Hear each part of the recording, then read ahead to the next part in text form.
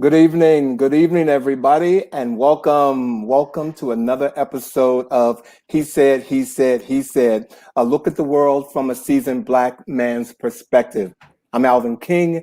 It is Friday the 30th. It is actually Taurian time, ladies and gentlemen. That's right. It's going into Gemini. I'm a Gemini, so I really look at the months leading up to my birthday. And for those of you who are into astrology, I'm gonna give a shout out to all of you who are Taurians. I hope everybody has had a wonderful week. We are definitely into the summer seasons, and if you live in DC, we actually had a windstorm today. Yep, no rain.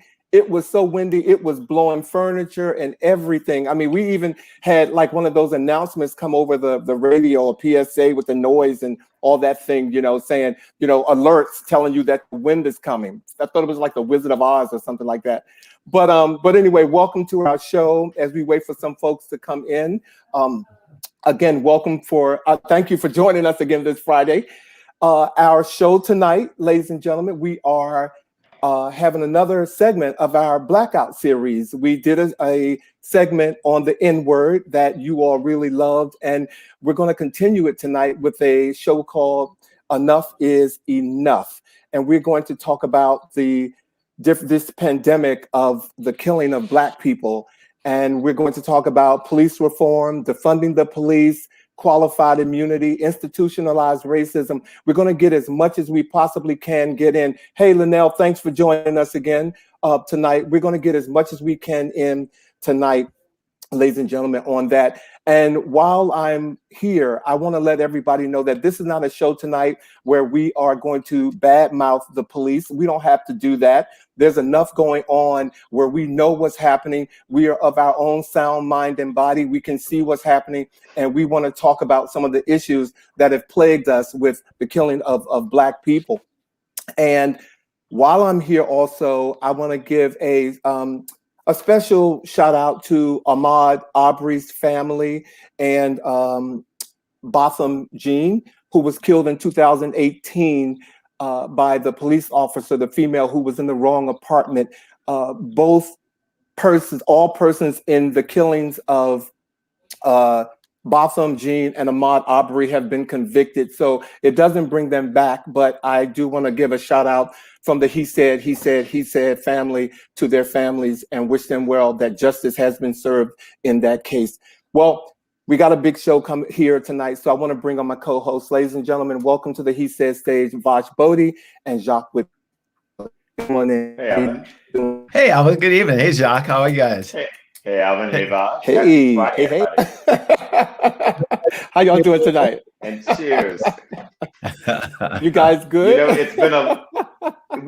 good. It's been a long everything, and I'm so glad. It seems like the month of April was like 3 months long for me, and I'm glad to see April 30th. So yes.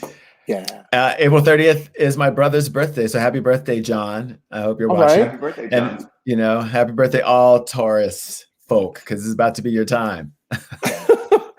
Well, as I said tonight, ladies and gentlemen, you guys know we want to talk about some issues that have been plaguing us, the Black community, and that is all these senseless killings of unarmed Black men and women, and it has just been terrible. And one of the topics that's on the table is police reform and how we're going to deal with it. So I just wanted to tell our viewers, hey Keith, thanks for joining us tonight. What police reform is. Police reform is not simply about making police better, but about making police violence more efficient and more civilized.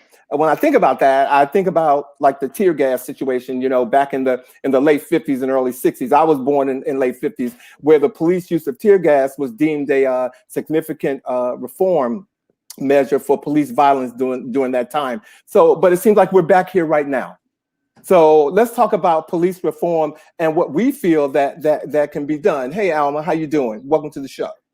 So can we start from the very beginning? So when we talk about police reform, let's start with the origins of policing. And I think it's important for our viewers that we all acknowledge and understand that the history of policing in the United States like the history of policing in much of the colonized world came from slavery. I mean, they were slave patrols that were paramilitarized. Actually, the first paramilitary organization was in South Carolina. I think we're going to be talking about South Carolina a lot because I hope at some time we talk about the comments of Senator Scott from South Carolina. But certainly, the origins Oh of Lord. policing were to protect white people against brown and black bodies. And 200, 300 years later, it's still producing the intended result, which is that black and brown bodies are perceived as public enemy number one. And so it's a natural occurrence that you would have black and brown bodies being harmed in an organization, in an institution that was designed not to protect them. So I think it's kind of, talk about Captain Obvious. Of course, we're not going to do well in a policing system that is based on, that premise. When you look at policing in the Northeast and the history of that, it was to protect white people against immigrants, in Philadelphia, in New York, in Boston. And so there again, the policing or over-policing of immigrant neighborhoods and communities, of black and brown communities. Again, we weren't considered as being people who were worthy of protection. And so I think that's why we have what we have. And so I think in order to reform the system, you truly got to reform it, because the current system that we have now is certainly not effective to protect people that look like me or any of my dear co-hosts or our families. Mhm. Yeah, I mean, it seems like there's kind of three parts to looking at police reform, and one of them is changing racial profiling and bias within the system, because that's essential if we're going to be doing anything other than, like you said, protecting white people from black and brown people, which still seems to be the branches of what we're looking at when we talk about policing. Even if those people being protected from black and brown people are the police themselves, which always seems to be the case. Mhm. Have any of you had a chance to read the George Floyd Justice and Policing Act for 2020? Have you had a chance to look at some of the what do you call it? The what they're saying? I mean, there's a lot in it, but they have summarized what some of the reforms that they're trying to make in this act. Have you had a chance to take a look at that? Yeah, Because I've read the I want to. highlights. Mhm. Yeah, I wanted to I've read read some of that for our for our viewers, if I could. It Please says do. that it says that the bill facilitates federal enforcement of constitutional violations, for example, excessive use of force by state and local enforcement. Among other things, though, it does the following: lowers the criminal intent standard from willful to knowing or reckless. And we can pick this apart if you want. Yeah, I want to talk about Okay, that. yeah, we can pick this apart. To convict a law enforcement officer for misconduct in federal prosecution. Now, when I read that, it just What'd you seemed a think? little vague to me. It wasn't. I don't know. It just seemed like it was. It just seemed like it wasn't enough. And me being a victim of this type of profiling that you just mentioned, it just didn't seem like it spoke to me enough, is what I'm saying. I agree with you, Alvin. And I think when I saw the overview, the problem is, like so much legislation, it is the result of political compromise as opposed to just saying and doing the right thing. The right thing is that there shouldn't be this whole theme or essence of anti-blackness, right? And that you and I and Vash shouldn't be suspects just because of our melanated skin. My son should not be considered a suspect just because of his melanated skin.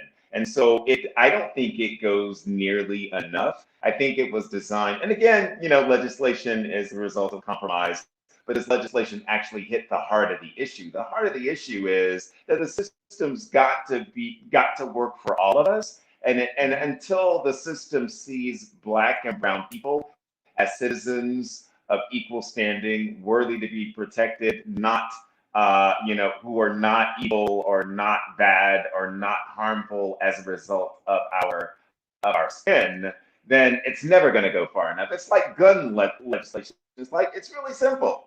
So Well, people don't need M16s. You know, I'm sorry. No worries, no worries. Hey, Tammy, thanks for tuning in. Hey, Kay, good to see both of you here again tonight. For me, it gets back to who is this legislation supposed to be trying to protect? And Alvin, I think you sort of touched on it. It's like you don't feel protected by this. You don't feel like it's doing anything to protect you from what's already happened to you to keep it from happening again. And I think that's the big issue. We have to figure out whether or not we are trying to protect citizens or whether we're trying to protect those who continue to harm the citizens. Well, exactly, Vash. and I don't want to, come across like the people who are writing these laws and legislatures are not smart. They are smart, and so well, that's the issue. They're that smart to figure out how to get around it. That's why they're there. But why do you have to put in a legislation that you must wear your body camera? You must turn on your body camera, and the police still don't do it. I mean, they don't do it. Why does that have to be written into a law? Well, I think that's obvious. It has to be written into a law because people aren't doing it. I mean, and that's they turn it off. I mean, but it is a law. It's already. There's no penalty that's it for doing that, exactly. right? That's it. That's there's it. No penalty. That's it. That's it. Right. Mm-hmm. I think there's got to be a common sense approach to all this because police go into white communities, predominantly white communities, every day, encounter people who are not, not always behaving well, and especially white kids, and they manage not to shoot white kids every day. So if you cannot shoot white kids, I'm sure there's a way you can do this and not shoot black or brown kids. But I think it's deeper because there is much deeper.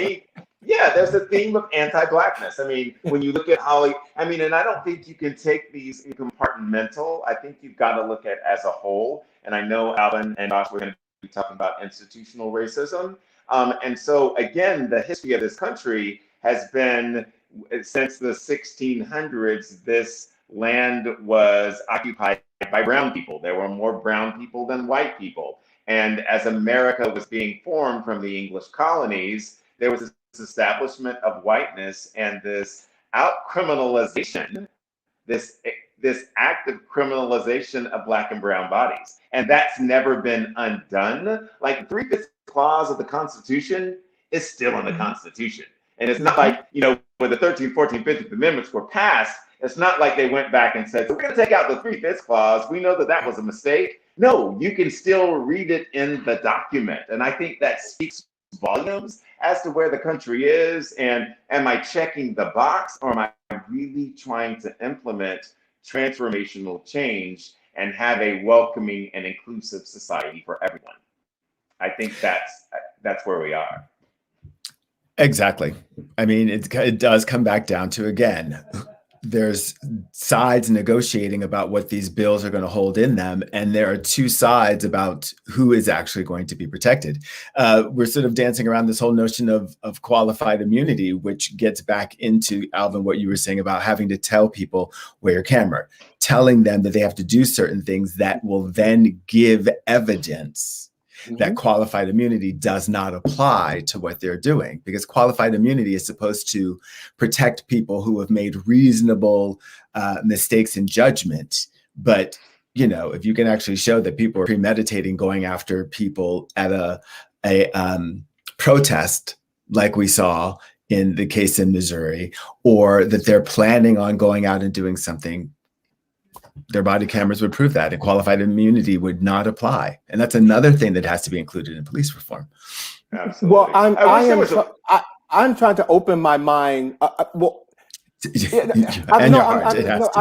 trying to open my mind and my heart, because all of this is really exhausting. I mean, again, I've been born 62 years and I'm still trying to, fight against equality and being Black and not being accepted. And so when I started doing my homework this year on what qualified immunity was. And hopefully I'm not contradicting you at all, Vash, here.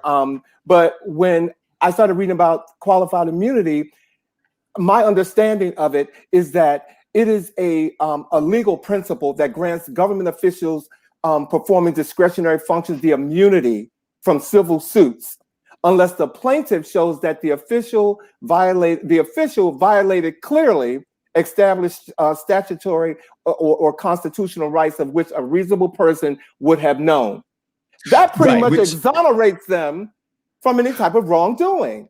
Well, it exonerates the individual, but not the agents, not the governmental agency themselves. But it says that the individual is not going to be held responsible, but the agency can still be held responsible. And I mean, as a legal concept, okay, but I mean, in these type of situations, I mean, I don't think it serves the public interest, and definitely not the public interest of Black and brown bodies to really, have this as the line in the sand that we've got to have. Because if you're a bad actor, why should you be immune from civil suit? Why should you be immune, especially when your actions are not reasonable? Shooting Black people is not reasonable.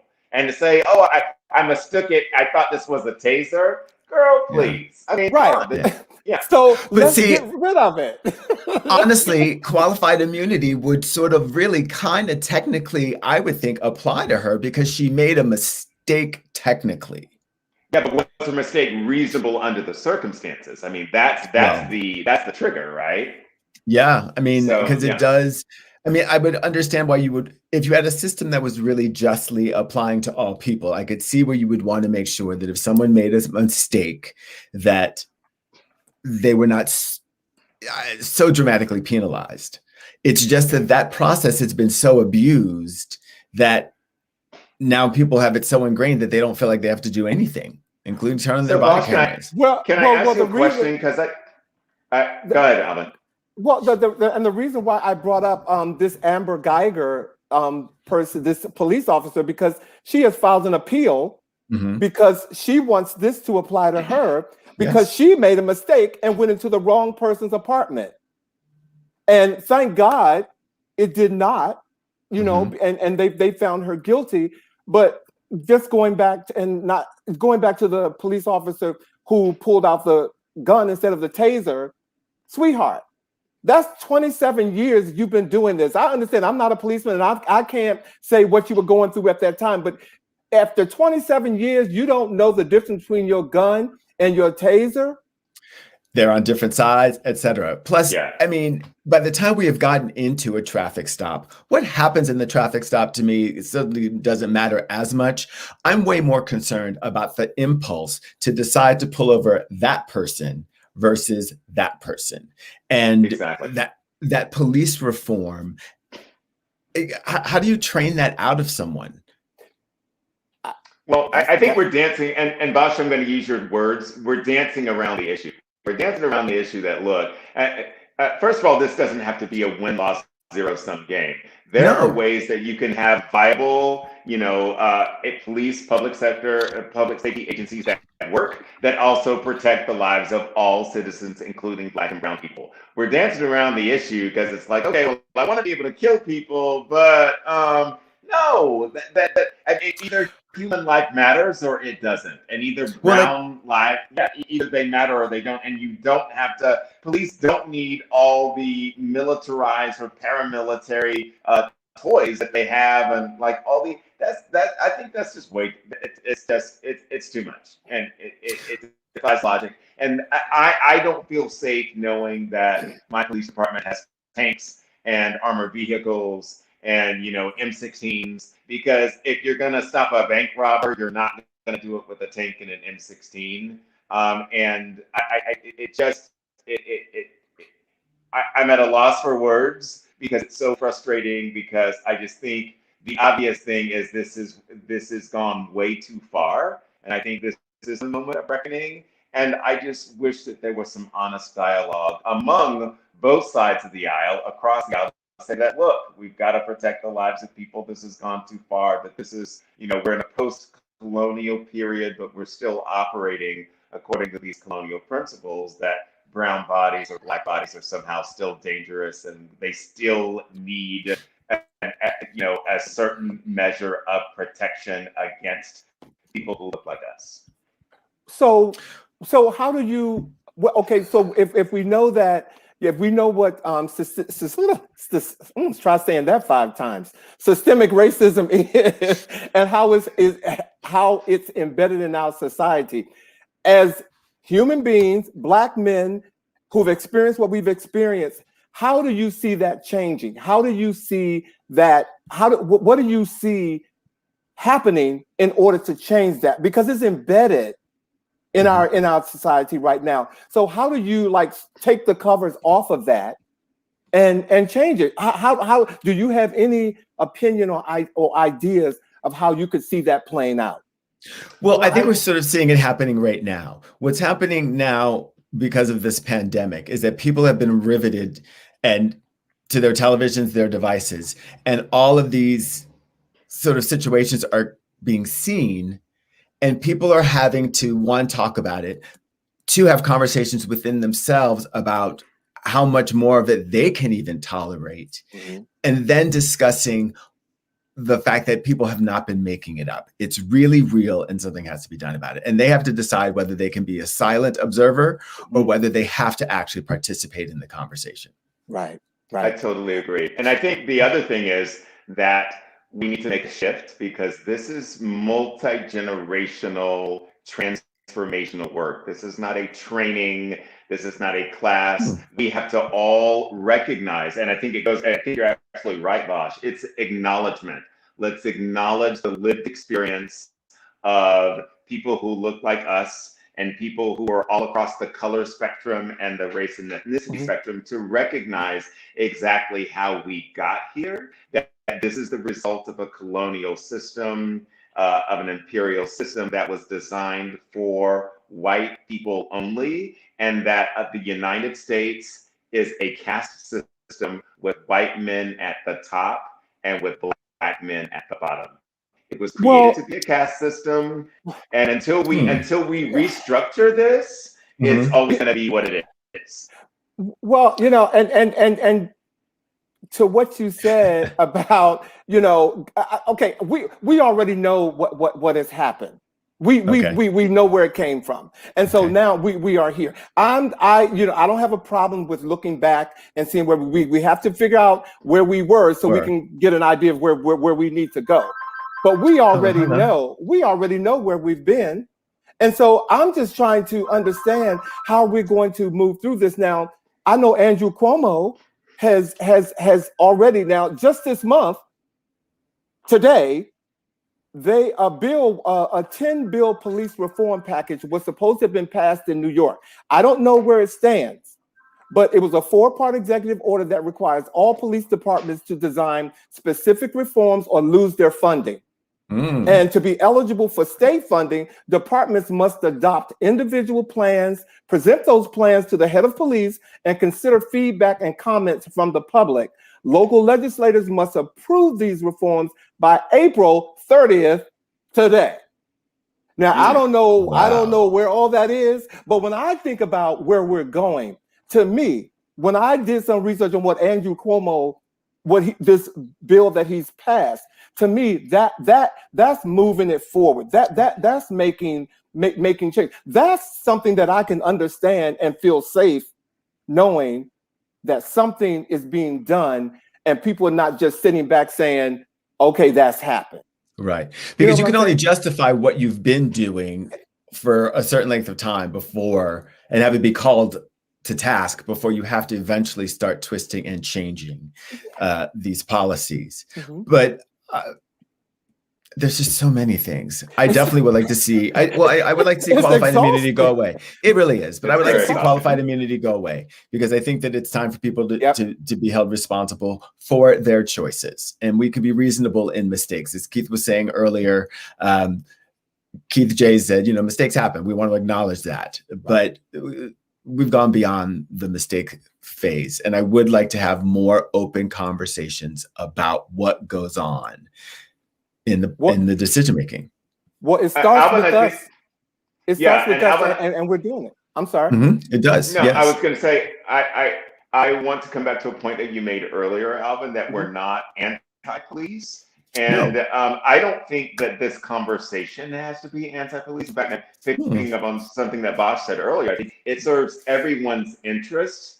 The law enforcement community and those who are protected by law enforcement, for us to come and have common ground here, because we shouldn't be at odds with one another, which I think that we need to have these conversations, as difficult as they are, but we're definitely going to have to build some bridges, because as long as there's this them versus us mentality, and we've got this whole binary way of being, I don't think that that's going to be effective.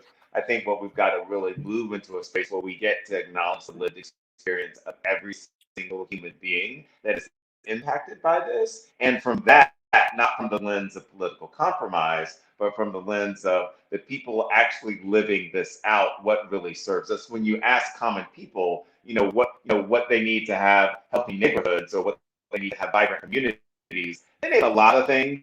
They barely ever really say, oh, and I need my police to have M16s, and they need assault vehicles, and they need and there needs to be SWAT with all the night vision. I mean, that's not what they say. They say they want safe communities, they want jobs, they want economic opportunity. Policing doesn't, that became, and really, and I think you have touched on this, what was happening, when you mentioned the tear gas thing in the 60s, when we had lots of political unrest. What was the response of the Nixon administration in terms of I'm tough on crime and all of that dog whistle language and dog whistle politics? But really, when you look up under the hood, it was anti-Blackness. And I think until we have enough people acknowledging that this is how we got here, I think it's going to be very difficult to move forward. We're not even at a place where we can acknowledge it after seeing Tim Scott on TV this week saying that racism does not exist in America. And I'm looking at the television and looking at a Black man who's, and I'm just going to go the complexion route, who's darker than me, saying that racism does not exist. Now, I don't know where he really lives.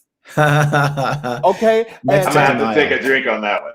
Okay, I don't know where he lives, but in the whole scheme of, getting to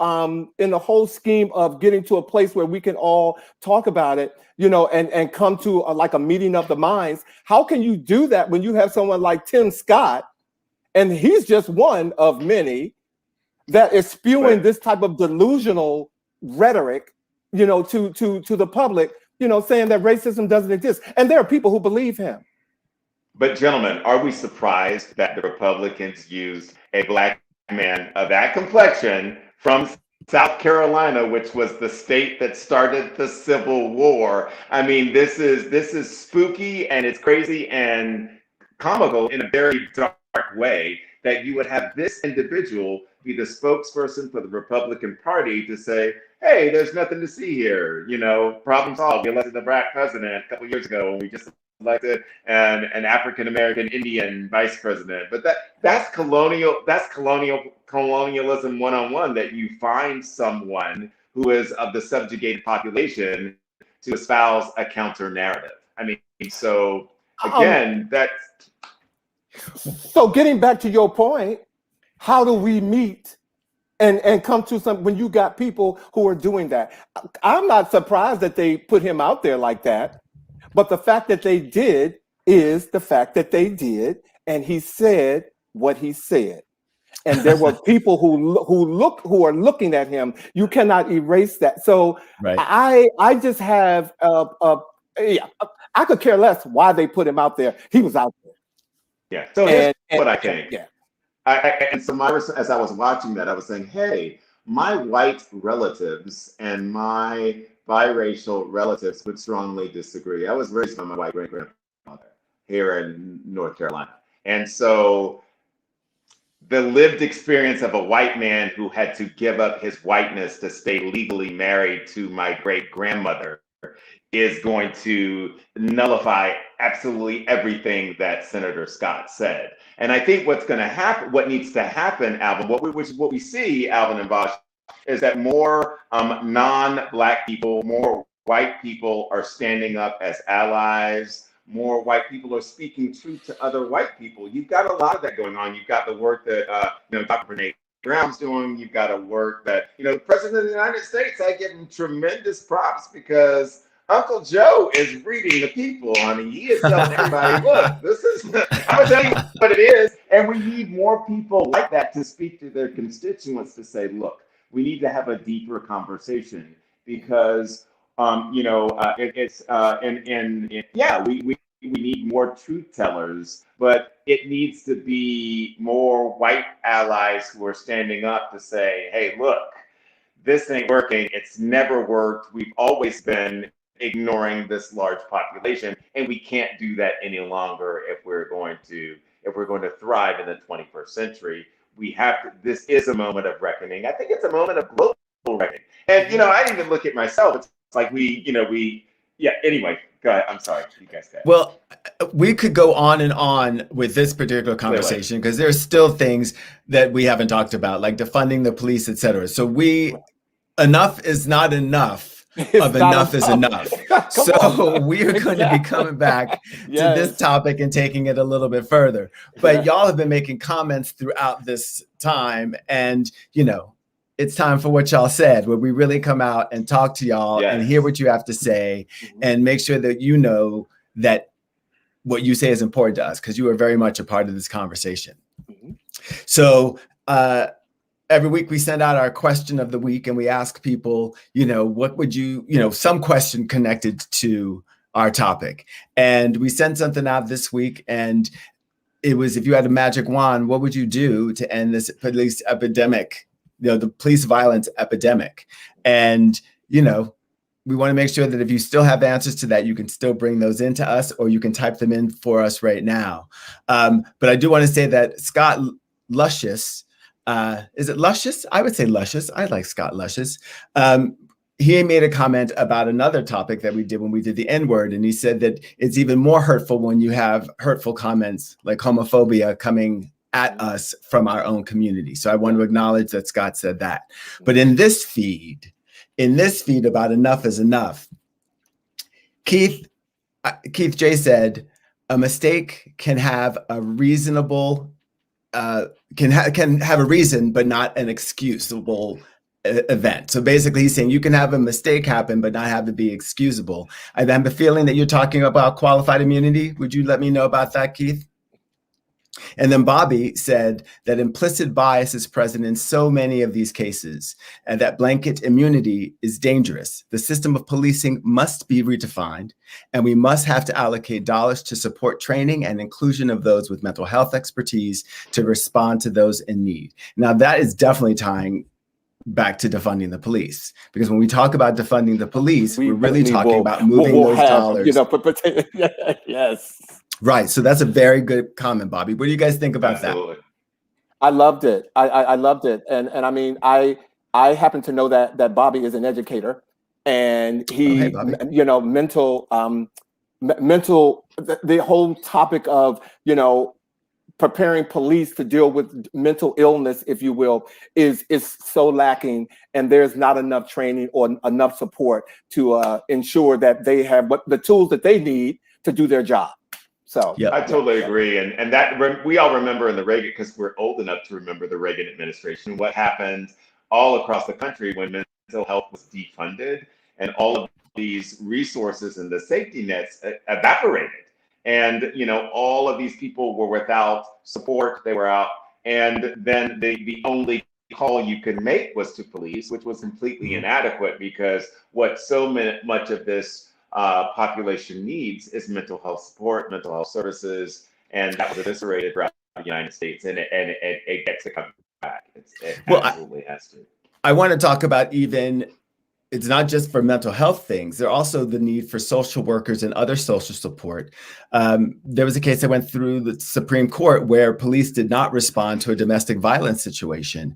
And Justice Scalia was talking about this whole thing of the police shall respond to a call, but they were saying that they didn't really have to respond because it was just a domestic violence case and it was a woman being attacked by, her husband, and therefore they didn't want to interfere. defunding the police and getting more money into some of these social services would get help to domestic violence situations and other situations where the police involvement would only escalate and still not really solve the issue, which is that you need to get someone to safety.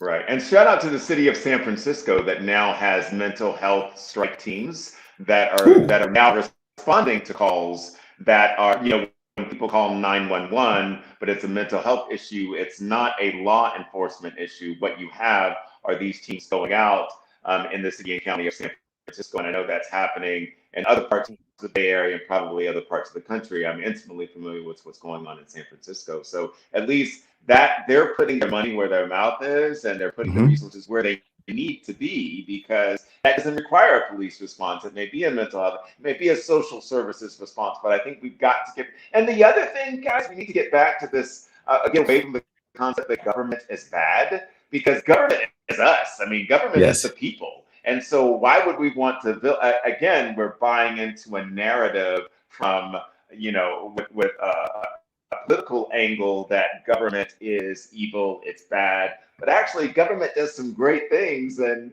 if you're in need, you know, like if there's a hurricane, if there's, you know, national emergency, we want government, and government is designed to do some good things if we allow it, if we appropriately resource it. And so I think we need to come to a common understanding that the government, especially the federal government, is not an evil entity. It is actually been there to support people in need. Well, I'm sorry to disappoint, but there are some pretty crooked people in the federal government. And so as much as the government does have, you know, they can help us and or they can provide, the systemic racism is in the federal government as well. And in order to change some of the things that we are going through right now, it has to be changed at the federal level. Yes. So to that, as much as I'm not going to say that the federal industry is bad, I'm not going to say that not everybody's bad. Not all policemen are bad, but there are some bad apples in the federal government. And I just didn't want to get away with just saying the federal's good and you should depend on them all the time. That's not the message that I want to send. Well, and I think that you are 100% right on that. And Michelle Madison made a comment, which I think is going to support what you just said, Alvin. She goes, she thinks that Senator Tim Scott has sold the Black community out for his own reasons. And that means that there's an acknowledgement to a force that is trying to do something a little more nefarious and not for the general populace. And they're using him as a pawn, and he's sold out to that. So thank you, Michelle. I know you were trying to comment a number of times, and that one came through, and that was a very good point. Yeah. So, yeah. This has been this is a really great topic. And again, Alvin and Vash, I think we could do, part 2 and part 3, because there's, like you said, there's so much here, right? And how do you balance it all without being completely exhausted? But I think it's definitely, these are necessary, and these are very worthwhile conversations that we get to have, because we're at a moment where something absolutely has to be done, and we can no longer bury our heads in the sand. Well, we're definitely going to expound on this topic, and so our viewers know we're going to, because I really think that we should really hone in on what's happening in the LGBTQI community. We need to hone in on that, because believe me, that whole conversation, in my opinion, is kind of swept under the rug and it has not come to the forefront as much as it should. And we're going to have some subject matter experts on here with us to talk about that as well. Yeah. Yes, we are. So, and when we do, we want you guys to be around and be a part of the conversation, because we want to hear what you have to say about that. So I want to thank you all for participating in what y'all said. Alvin, as you talk about the life experience of the LGBTQI community, there's definitely a show that has been on. Hey, Kay, we're going to get to your comment too, Kay, but there's a show that's been on, Pose, that has really explored a certain part of the LGBTQI community and the Black community in a specific phase and time of the Black community's evolution. So we're going to swing it over to you, Alvin, and talk about the pop-up. Hey everybody, hey everybody.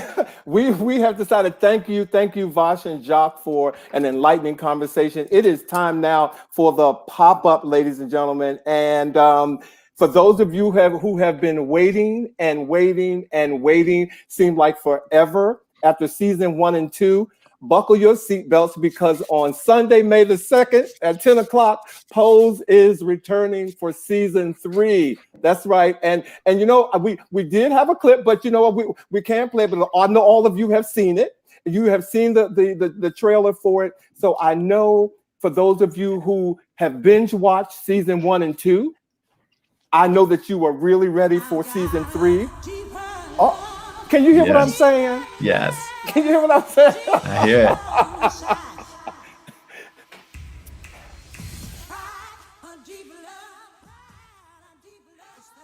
That is such a beautiful trailer. It is a beautiful trailer. And this season, they're starting in 1994, when the AIDS crisis really hit the African American community, because a lot of what was happening with the onset of AIDS and who was being taken care of, and who were at the forefront of making it happen. There's a lot of stories that didn't show what was happening right here in our own home in the Black community. And even though Pose, you know, talks about all of that, the show really encompasses everything about healing and unconditional love and success and hope and faith and determination. And your favorite characters, Blanca, Electra, Pretel by the incomparable Billy Porter, and Angel, they will all be back. So buckle your seatbelts, because they will be back on Sunday, ladies and gentlemen. That is like the headline of my pop-up. But I'm gonna move on to my next what's happening in pop-up right now. For those of you who thought that this person was just a big old Looney Tune, he possibly could be in your mind still. I'm talking about Kanye West, ladies and gentlemen. And if those of you who have not heard about it, he has something coming to Netflix. The Untitled Project is being produced by Clarence Cootie Simmons and Chike Oza, two directors who worked closely with West early in his career, according to the New York Post. The new project will span over 2 decades of West's life, from his early days in Chicago through his failed 2020 presidential campaign run.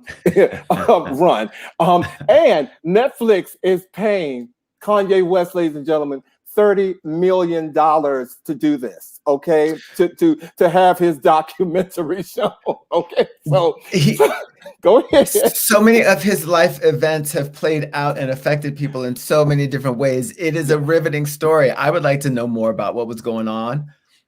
I would like them to reenact that Taylor Swift event too. Like, that was, you know, he's done a lot. I just, you know, I'm not going to say this. I'm just saying that there was a lot of things that happened. No, I can't say it, because I know where I'm coming from with it, but our viewers might not get it that way. But Kanye was, you know, there was some things going on in his life that made him seem unstable. Alvin, you good? Yeah, it made him seem unstable. But some news media sources have reported that the documentary, structured as a multi-part series, will become available later this year. And it's unclear at this time as to whether the documentary will address the artist's ongoing divorce with Kim Kardashian, of which I'm sure all of you all want to see. But according to The Guardian, West is the latest musician to join the pop star documentary boom. Like, I'm sure you've seen Tina Turner, Beyonce's documentary, Taylor Swift has one, and so does Katy Perry. So he's not alone, but they're paying him a lot of money to do it. And if you don't believe that Kanye believes that Jesus walks, Kanye West's Air Jeezy trainers are being auctioned off right now for $1 million, ladies and gentlemen. Wow. This 43-year-old rapper wore these shoes in 2008 at the Grammys, and the size 12 sneakers are being sold by Sotheby's for the most expensive tennis shoes ever. And this past March, West won his first Grammy for his gospel album. So y'all thought he was just dibbling dabbling in that whole gospel arena and didn't know what he was doing. Well, he got a Grammy for it. And it marks his 22nd career Grammy win and his first in 2013, ladies and gentlemen. So that's what's happening with Kanye West, okay? But earlier this week, You all, if you all didn't see the Oscars, it was boring as all outdoors. It really was. It was so boring. It was so incredibly boring. I was like this. Somebody, first of all, I wanted to cut so many speeches. It was just absolutely incredible. But my girl Her did win. But I'm going to close out today with Glenn Close. If you all didn't see Glenn Close doing the butt, ladies and gentlemen, take a look at this clip and tell me what you think. Here we go. I said, come here, big girl, won't you rock my world? Show that dance to me. Doing the butt. Okay, you know, stop. That's not fair to Glenn Close. She don't know nothing about Wait doing a second, the butt. wait a second. I know, that's da butt. Yeah, it's da butt. I know that. Da butt was, wait a second, it was a classic song by the great Washington, D.C. go-go band EU. So yeah, and shout outs to Sugar Bear and the Backyard Band and the whole DMV. So anyway, so wait, I remember this. So Spike Lee, had it written for his brilliant movie School Days, and my friends at the Oscars missed it, and it wasn't nominated, so it couldn't have won, which I think is.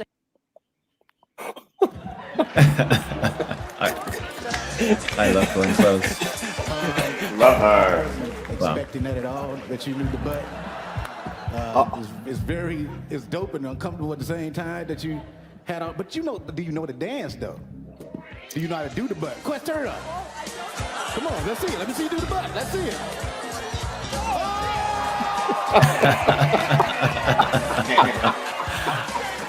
I love it. Yes. Well, When Black people say that Black culture is really American culture, it is nice to see an American icon be a part of American culture. and Absolutely. did her homework behind Well, it. she lived it. Exactly. She lived it. Like, Absolutely. you didn't do No, homework. No, that was not the absolutely. first time No. girlfriend did the butt. No. Well, I want to thank you all. This has been our pop up for the week, and as always, we have our Black excellence that we're going to have tonight. And ladies and gentlemen, it is time for Black excellence.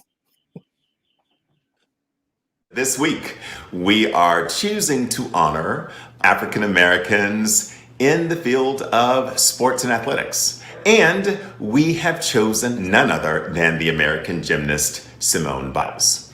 Biles was born on March 4th, 1997 in Columbus, Ohio. She was the third of four siblings. She and her other siblings were all in and out of the foster care system. Ultimately, she and another sibling were adopted by her paternal grandparents, who then took her in, saw her passion for gymnastics, and then changed their whole lives to support their granddaughter's vision and dream of becoming a world-class gymnast. At the 2016 Summer Olympics in Rio de Janeiro, Biles won individual gold medals in the all-around and the vault and the floor exercises, which are really fun to watch. She also won the bronze medal in the balance beam, and as a distinguished member of Team USA, Biles won the gold medal. She is a 5-time world all-around champion, 5-time world floor exercise champion, a 3-time world balance beam champion, 2-time world vault champion, a 6-time United States all-around champion, and a member of the gold medal American teams in 2014, 2015, 2018, and the 2019 World Artistic Gymnastics Championship. Additionally, she's a 3-time world silver medalist and a 3-time world bronze medalist as well. So Simone is the most highly decorated American gymnast in the world. With a combined total of 30 Olympic and World Championships, there are those who say that Simone Biles is perhaps one of the greatest gymnasts of all times, and I'm one of those people. She has 4 signature moves named after her, and in order to get a signature move named after you, have to submit it for consideration and then successfully land it at a major competition. Now, her moves are in the vault, the biles. She does a double flip with a twist. You can see it there. Boom. On the beam, it's a double. So she does a double backflip with a double twist. You're going to see it again in slow motion. See. Boom, lands it. Love it. On the floor, the biles is a double flip with a twist. You'll see it again from the other angle. Double with a twist. Boom. So she's facing the forward the other way. And then the biles 2, this one is just incredible. Triple. I almost had drool falling. I was just like, Right? you know what I'm saying? In 'Cause addition to being a world-class gymnast, Simone can also add to her list of accomplishments, published author. That's right. She has a book that's published called Courage to Soar, and she has devoted much of her career now to exposing underrepresented folks, particularly people of African descent who came from the same lived experience as herself, to exposing them to gymnastics and showing them what's possible. So our salute to Simone Biles as the epitome of iconic Black excellence. Well done, Jacques. Yay. Well done. Well done. Well done. You know, I was looking at the news a couple of weeks ago when I saw Simone Biles when she came on to introduce this new book, and she was talking about, or I'm sorry, there was a story where they were saying that her moves, they were trying to, the judges were trying to somehow put a cap on how many flips she could do because she may outdo herself, which might limit other competitors. And just the way they worded that, I was just sitting back with my arms. Alvin, I think you may have unplugged yourself because your sound. Oh, is that You were back with us. You're back on. I'm better. I'm sorry. It No, was when I folded my hands, Yes. because just the way the media, or I'm sorry, the reports said that, it was like, well, why are you trying to hinder her? She's only going to come out and do an extra whatever you all just showed that had me almost drooling. Okay, because I was like, oh my God, very good clip, guys. That was a very good, again. Well done. Jacques and Vash. Okay, because all that was put together by Vash. That's right. Yes. That's right. Well, Great job. another thing that Simone is doing is that she's really spending a lot of her time standing up for, gender minorities. She's standing up a lot for Caster Semenya, who has been criticized because of her biology and how and where and if she should be able to compete. So Simone is just a good all-around person. I like her. Absolutely. I think she's the perfect representative for Black excellence. Yes, she was. Well, I wanna say that this series, like other series that we've been doing tonight, our Blackout series, we have other series that we have coming up.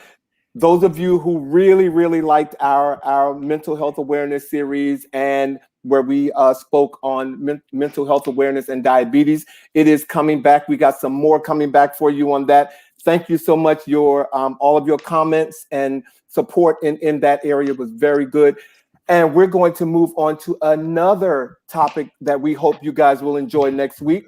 We're going to start focusing on your finances, okay? And we're going to have a guest speaker, Mr. Randy Jones from the Wealth Management. He's a wealth management advisor with First Financial Group, and he's going to be here next week specifically talking to us about being financially fit over 50. Okay, it is never too late for you to save some coins. Never. And just when you think that you can't, there's always an avenue. And Randy's going to be talking about that. And we are so excited about having him here. So please set your DVR. Did I say DVR? Yeah. Yes, you did. It's all good. Okay. See, set whatever you have to set. And at least you didn't say TiVo. Whatever you have to set. But we want you to be here next week when we're talking about being financially fit, because that's a very important topic for us right now. And Vash is going to send out another question. You all look for that. I know a lot of you all see all of our posts. So I know you do. Answer it. You don't have to create a video, but send something in. We want to hear from you because I know there's some finance people on here right now. I see you. I know who you are. And so we want to know what you think. I'm sorry, you were going to say something? As well as what you're doing. I mean, because, you know, we want to share information. We'll have on our specialists, but we also want to make sure that we get input, and he's going to answer your questions. So if you have any questions you have about financial solvency and stability and your future, please tune in because we want to make sure that we get you all set for the new millennium. We want to do that. Anything, I don't think there's anything new before we sign off that we want to tell you about our websites or our social media sources. Anything that we want to share with our viewers about that right now, Vash? Anything that they may or may not know? Absolutely. Well, we definitely want to make sure that you are looking at and sharing our content. We're going to be putting out even more video clips of the show and other content onto Facebook, but we also have an Instagram page and we create separate content for that. So if you're on Instagram, definitely go over and check us out there. Look for new content, engaging content. And our likes, we got up to our goal of likes. So we're looking to now double that. We're looking to go up to 500 on our Facebook page. So make sure you stop by and like our content. We like when you like our content. We do. Okay? We do. We like when you like our content. And some other people like when you like our content too. I don't have to say who they are, but some other people like when you like our content. So please like our content, ladies and gentlemen. Thank you. Look, I'm looking at all the comments still coming in. Barbara Jennings, Monica Pleasant. Did you say hi to Michelle Madison? We did. We actually read one of Michelle's comments, and she's having an issue with like things popping through. But we see you, Michelle. We see you. Robert Blue Beatty, okay, on here. Okay, see, I told you there were some finance people on here. See, there's some finance people on here. I see that. He's very good with stocks, y'all. Look at that name. Really? He's very good with stocks. So look at that name. Yeah. So that was a plug for you. You owe me. But we are getting toward the end of the show. Hey, Greg from New York. Greg Smith. Thank you. Okay, that's right. Tell a friend, you all. Tell a friend.